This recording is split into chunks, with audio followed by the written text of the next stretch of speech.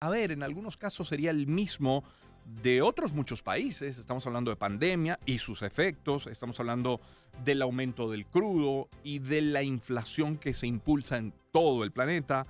Y luego, claro, hay problemas estructurales, domésticos que tienen que ver con el desempleo, con una reforma fiscal.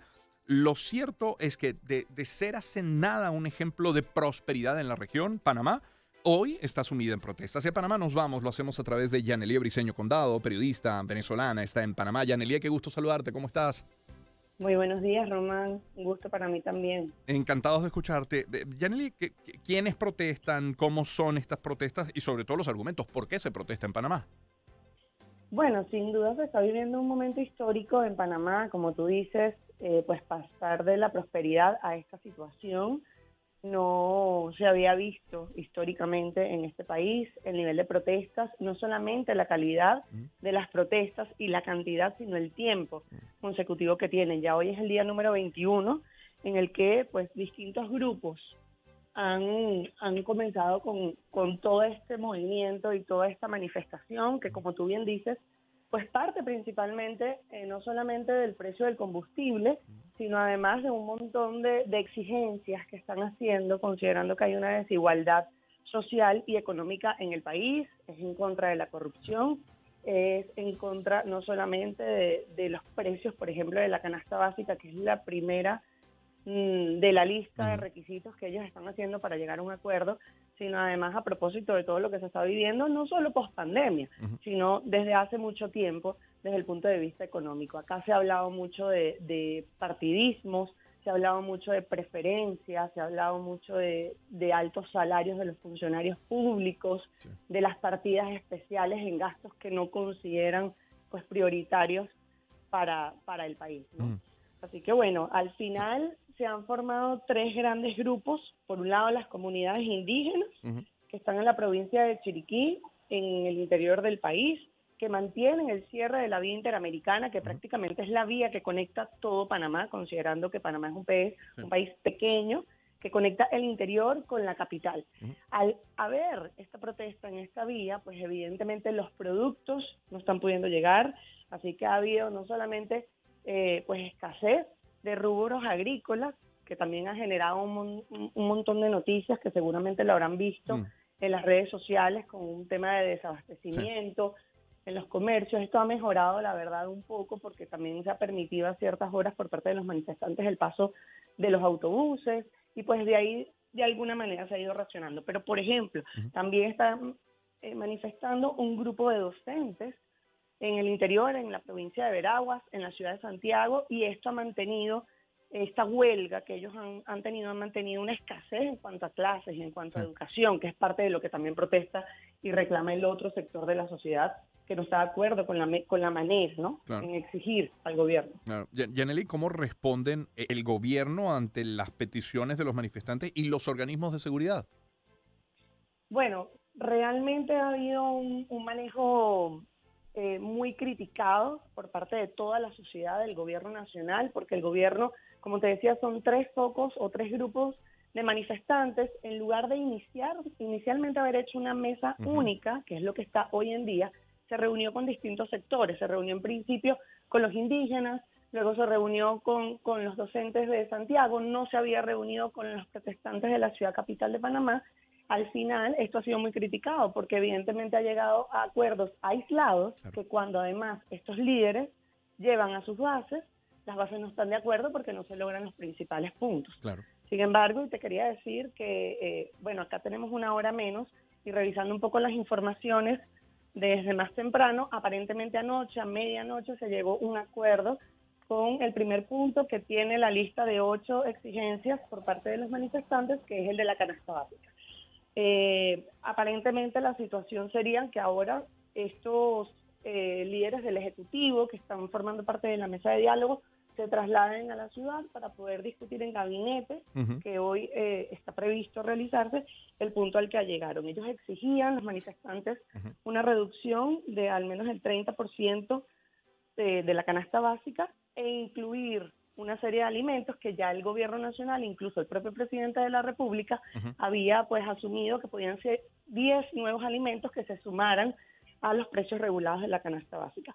Hasta el momento, el acuerdo que dice la prensa local es que llegaron a un 28% para disminuir la canasta básica, por un lado, y para agregar productos para, de algún modo, así agilizar la reducción, ¿no? Aparentemente, según la información, son 69 productos, y hablo de aparentemente porque esto hubiese ocurrido durante la madrugada.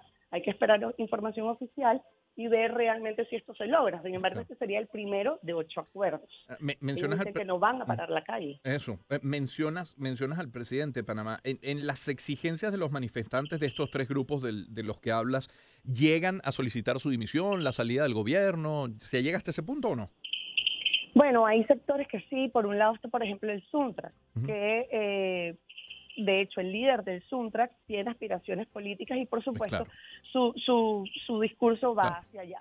Sin embargo, aquí, Román, se habla de una bifurcación, digamos, de manifestantes. Por un lado, hay quienes opinan que esto realmente es genuino, un grupo de la población realmente cansado y pidiendo, exigiendo pues mejoras y beneficios, pero por otro lado se habla mucho de que esto tiene cierta manipulación política. Claro. Casualmente la semana pasada era la audiencia por el caso de Odebrecht, donde están involucrados dos expresidentes de la República, Ricardo Martinelli y Juan Carlos Varela.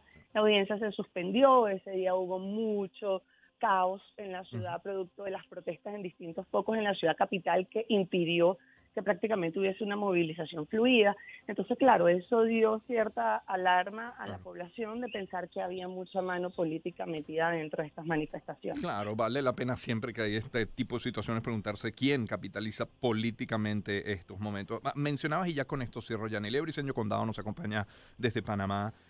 Hablas de desigualdad y estuve leyendo muchas notas ayer de muchos medios dentro y fuera de Panamá que hablaban de desigualdad. Y es verdad, la hay en Panamá, la hay en muchos países del continente, en el mundo, pero particularmente en este continente. Eso es injusto, está claro. Pero es que Panamá, estuve leyendo, Yanelie, el 10% de la gente más rica de Panamá es 3.730 veces más rica que el 10% más pobre. Estamos hablando de una desigualdad muy profunda. Totalmente. De hecho, el propio país, en su arquitectura, en sus diseños, en su construcción, que obviamente el sector inmobiliario habla mucho de la condición país, es así. Tú puedes estar, quizás hoy en día, a lo largo de los años, ha habido un poco más de sectores especializados, como digamos, para la clase alta o la clase media alta. Pero tú puedes estar en una clase media, en un buen edificio, y de pronto al lado encuentras una población más precaria. Y eso es absolutamente normal y es convivible.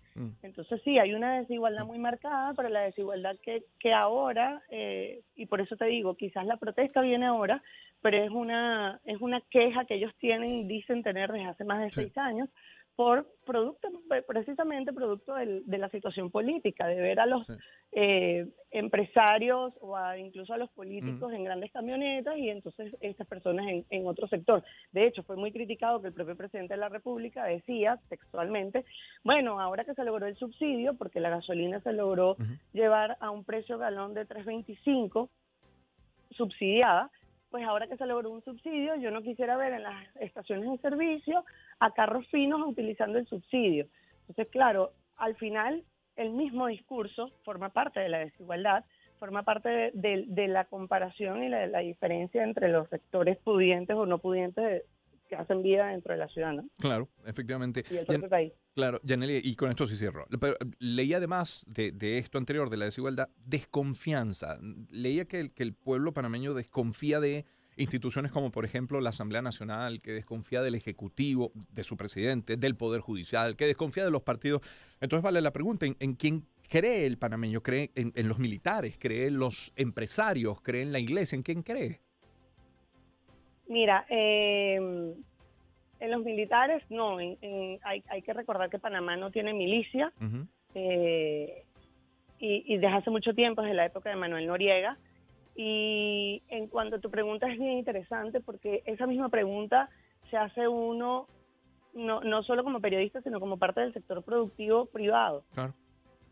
Según una encuesta reciente, en la población está mal visto los diputados de la Asamblea Nacional, los políticos y los empresarios, porque a juicio de todos estos que hoy en día además lideran las manifestaciones, el sector empresarial privado, que por cierto también está exigiendo ser parte de la mesa unificada que se está realizando, porque 4 de estos 8 puntos que solicitan tienen que ver con la productividad del sector privado.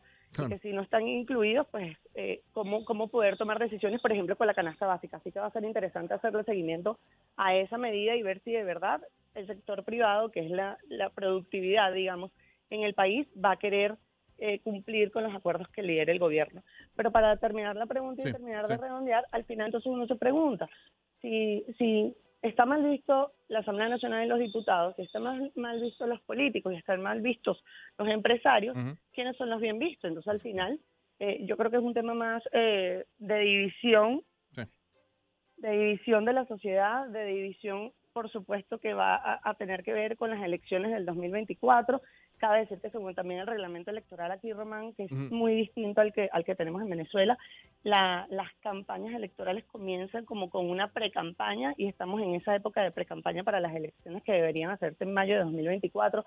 Así que aquí hay muchos factores en riesgo, que si bien hay una parte de la sociedad o de la población con unas exigencias que parecen justas, hay que ver y medir muy bien qué hay detrás de todo, ¿no? Y cuál es el fondo de esta situación. Efectivamente. Yanilie, gracias por este tiempo y sobre todo por el madrugonazo. O sea, acá son las 6:55, quiere decir que allá ni siquiera son las 6 de la mañana. Gracias por eso.